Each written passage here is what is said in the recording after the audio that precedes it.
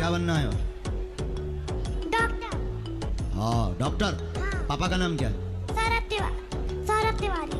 पापा तुम्हारे ढोल बजाते हैं क्या? नहीं। अरे हमने तो देखा है नहीं। तुम्हारे पापा ढोल बजाते हैं, शादी नहीं। में बैंड बाजा बजाते नहीं। हैं। अच्छा क्या करते हैं?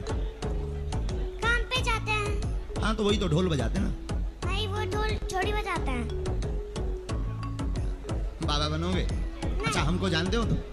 हाँ। कौन है हम? भागेश्वर धाम जी। हैं? भागेश्वर धाम जी। हाँ एक बार ताली बजा बच्चा, कितना अच्छा है। खुश है। हनुमान चालीसा आता है आपको? हाँ। सुनाओ। श्री गुरु चरण सरोज रज निज मन मुखर सुधाए वरना रघुबल विमल जतु जो दायक फल जाए बुद्धिहीन तनु जान के सुमीरा पवन कुमार बल बुद्धि विद्या देहु मोरे हर मोक्लेश अधिकार जय हनुमान।